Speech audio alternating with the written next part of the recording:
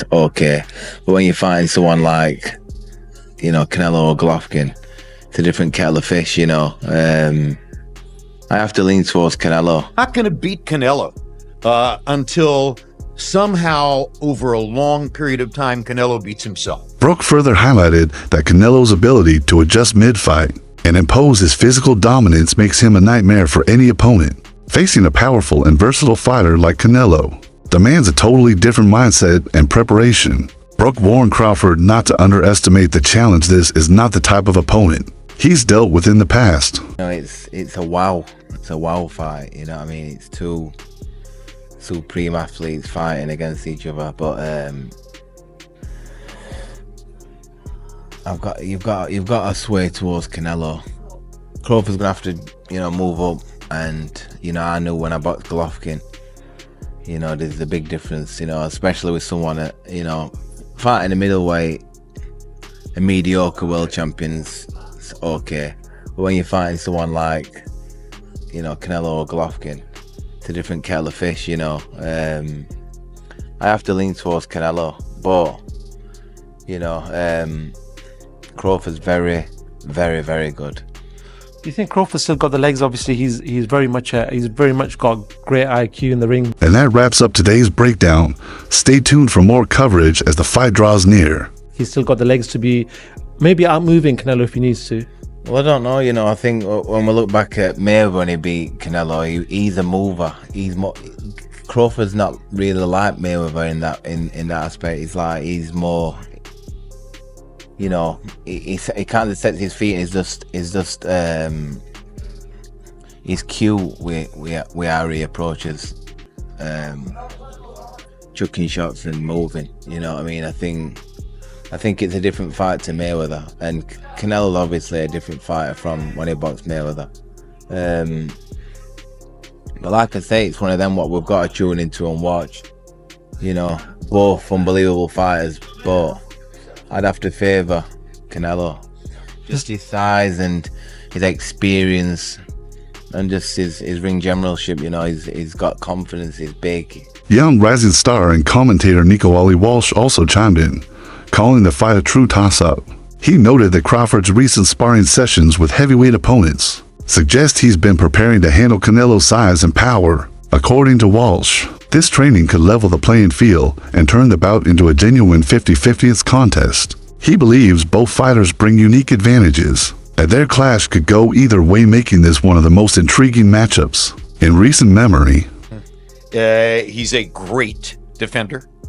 He has the most solid punch resistance of anybody in the sport. Nobody's ever knocked him off balance. Nobody's ever really knocked him down. There's only one official knockdown in his career, and it was because he bounced off the ropes when Jose Cotto hit him with a hard shot to the chest. And the referee employed a strict interpretation of the rules and said, oh, the ropes held you up, so that's a knockdown. He's never been put on his back by anybody. He rides horseback every morning. His legs are the strongest in the sport. You're not going to beat Canelo until somehow over a long period of time Canelo beats himself. If he gets tired of all the discipline he has had to employ to make all the money he's made, if he has enough giant ranches in the Yucatan, if he has enough beautiful horses, if he has had enough unforgettable dinners with Mexican billionaires in Mexico City and Vegas, then maybe. But my guess is he will retire without incurring another loss, because it's important to him to do that. Which implies you like him against Bud Crawford. I do like him against Bud Crawford, but I do think that it's a great fight. Now, I could change my mind when we get closer. Bud Crawford, to me, is a latter-day Sugar Ray Robinson. He has the multiple skills of Sugar Ray Robinson. He can defend or attack. He has a deep inner mean streak that he can employ at any moment in a fight to get what he wants. Before the fight against, help me out here. Madrimov was his last fight. Spence? Spence. Yes. Before the fight against Errol Spence, there were quite a lot of people in the sport, in boxing media, who were saying, I like Spence to win the fight. I was one of those people who said, no way. Errol Spence doesn't have the depth Analysts unanimously agree that Terence Crawford is one of boxing's most skilled and intelligent fighters. However, moving up in weight to face Canelo poses significant challenges. Experts believe that Crawford is unlikely to change his core strategy at this stage in his career. Instead, he'll rely on the same approach: sharp counters, tactical patience, and precision that has brought him success. But adapting to a heavier weight class against a strong and experienced champion like Canelo is no small task. Crawford's ability to stick to his strengths without overexerting himself will be crucial in determining how well he performs. Crawford, on the other hand, he has been walking down his fighters, and people don't see that but me. For some reason, when I had that tape, people were screaming cat. And it's like David Ebenezer, Errol Spence, Sean Porter, Gamboa, a Mean Machine. Even against Madrimov, the way he won the fight was by fighting. It wasn't Floyd Mayweather sticking. This guy has been too athletically gifted, and I mean explosive, hard punching, and too strong for his ox. When he's in orthodox, he boxes more. When he switched, he becomes a puncher. And now he's coming out southpaw. He ends you. He is not, you gotta watch him fight. He does do athletic things where his hands and his feet work together and he catches you for sure. But what he mostly do is he punishes and he bullies his ox because he walks you down and whips your ass. He's an ass whip. The manager elaborated that Canelo's conditioning, muscle structure, and defensive instincts have helped him remain durable even against big punchers. This toughness, he claimed, could be the deciding factor when facing Crawford, who is naturally smaller and less physically imposing. Referencing Crawford's recent performances, the manager questioned whether he has the raw physicality required to deal with Canelo's strength and resilience. Fight with Canelo Alvarez. It was interesting to see the comments from Canelo on how he sort of assessed Bud Crawford's career. I almost feel after the Spence fight that was like an exclamation point on everything he's done, maybe from the critics who never gave him credit, but it almost seems like Canelo was downplaying his achievements. What do you make of that? Is that to build a fight? Because it sells itself. Well, I'm gonna tell you like this. I think Crawford rebuttal was everybody always say, oh, he hasn't fought nobody, or no, everybody that he fought was a no name. But I'm gonna tell you like this, what Crawford said. Well, they was something until Crawford fought him. So obviously he's doing a great job because he's making everybody look normal. Not everyone, like when they go against Canelo, I don't think there's anyone else in boxing who you would ask and say this is a possible task for. But for Crawford, because of his pound for pound abilities, and apparently no rehydration clause, am I hearing that right? He wants full smoke at that weight. Let's go, man. That's what Crawford wants. He wants to show the world that he's the best. So, and why put stipulations in there when you know that you can be the best? So let's go test ourselves. Look, I appreciate you taking this time. We don't get to speak all the time, so it's good to get you over here. And maybe we'll catch up later in fight week, but I appreciate you. Thank you. All right. Canelo's business manager, known for guiding one of the sport's most lucrative careers, made strong claims about Canelo's physical edge heading into the fight. He stressed that Canelo's unique build allows him to absorb punishment and avoid serious damage, something that gives him a major advantage over most fighters. I hope that Crawford didn't get any ideas from Skull. I don't think he did. I think Crawford is a hell of a fighter, and it's going to be a hell of a fight. How does weight play a part in that fight? Oh, what? How does weight play a part in that fight, do you feel? Weight? Weight. The size difference. Oh, no, I don't think that, that doesn't, like you saw today, the guy was like, I don't know how much taller. He didn't really play into it either. But Crawford is a hell of a fighter. And you saw today when they did the face-off in the ring, they're virtually height-wise, they are virtually the same. Crawford might even be a little bit taller. But when you look at Canelo, the way he's built, his legs, his shoulders, his neck, that is why he's never been hurt. And he's never been hurt fighting fighters at a substantially higher weight, substantially bigger than him, and they still couldn't hurt him. Yeah. And then you look at Crawford, who is a smaller guy, is moving up 2 weight classes, tried at 154, barely won, couldn't hurt Madrimov, and now he's going to go against the guy with the best chin in the sport. You know, that's why probably odds maker have Canelo as a favorite. But having said all of that, Crawford is just a hell of a fighter. I was there when he fought, I was ringside when he fought Spence. Terence Crawford's career speaks volumes about his elite skill set. He's known for his intelligence, power, and adaptability in the ring. However, there's a disconnect between how boxing insiders view him and how casual fans perceive his style. While experts appreciate Crawford's technical mastery and strategic brilliance, general audiences often criticize his fights for lacking explosive action. Crawford prefers a calculated approach mixing defense, counters, and controlled pressure which, although effective, doesn't always deliver the kind of high-octane drama many fans expect. As a result, his talents are sometimes underappreciated outside hardcore boxing circles. The way he just totally neutralized Spence's strengths was absolutely...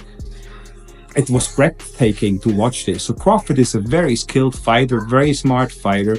But again, he's never fought anybody like Canelo. You look at Canelo's resume. Canelo fought, now it's 21 former or current world champions.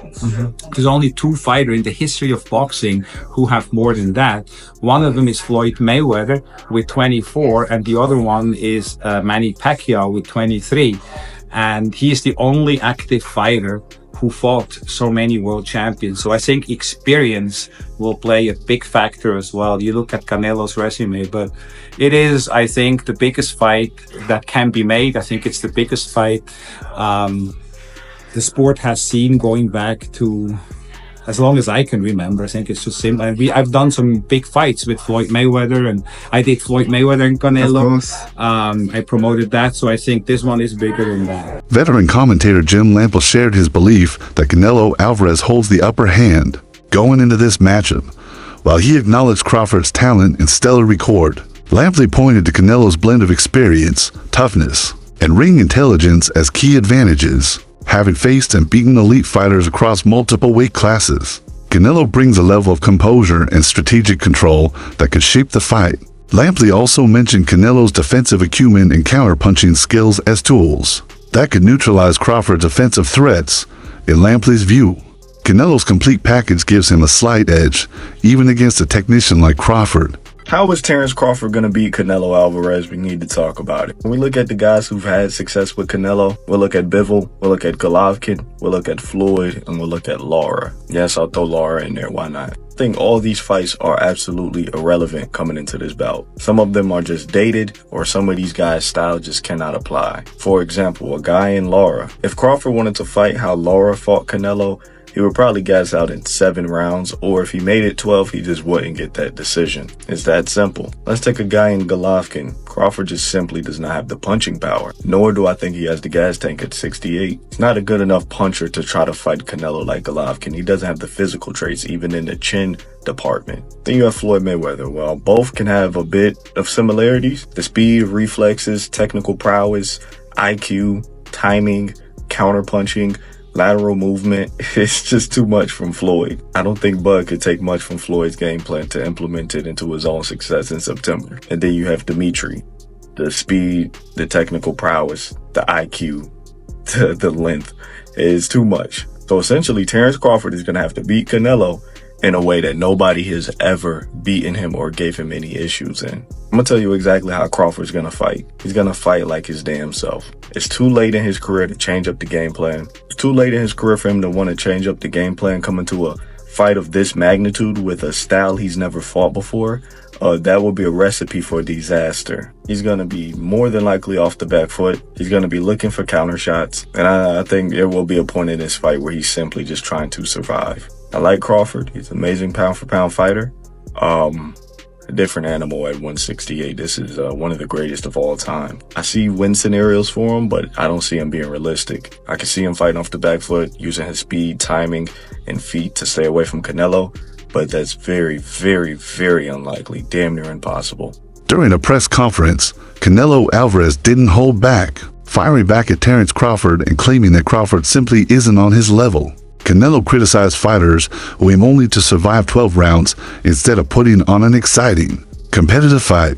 He argued that such overly cautious strategies result in dull matches that let fans down. Meanwhile, Kell Brook, who's faced elite opponents like Gennady Golovkin and Crawford himself, warned that Canelo presents a completely different challenge.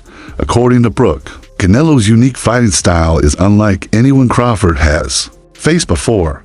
While Crawford relies on speed, skill, and timing, Canelo combines strength, ring intelligence, and tactical variety, making him a far more complex puzzle to solve. Well, come on, he's human. So he had a few hiccups. He won the fight. He's Terence Crawford. A lot of people say, "Oh, Teddy, you make him so good. You're always saying how great Crawford is." But who's he beating? He unified the what was his first division? Lightweight. Then he unified the junior.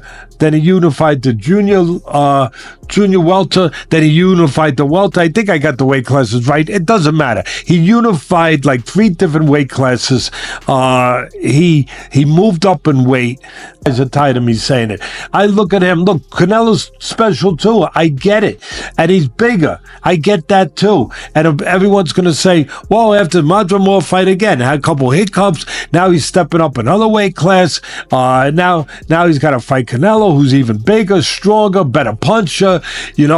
A unified champion that he's been. All of that stuff.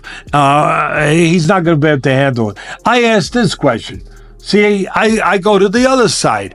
I say, okay, yeah, can Canelo handle the smaller guy who's going to be faster, who's going to be slicker, who's going to be better defensively, who's going to have better legs, who's going to be able sometimes Canelo at this point in his career can slow down a little bit. They're both getting older. I get it.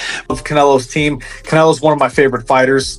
He's been my favorite fighter for the longest time. But I have to be Team Bud because me and Bud are cool, and I have so much belief in Bud, and I know who he is as a fighter. He is one of the greats. So he could do anything he wants. And being around both of them and seeing how they work and train and things like that, what makes both of them the fighters they are, in your opinion? I've watched Bud, so for Bud in particular, he's calm in everything he does, and that kind of calm is scary to watch because it shows experience. You can see that he's been doing this for decades. You can see it with his shadow boxing.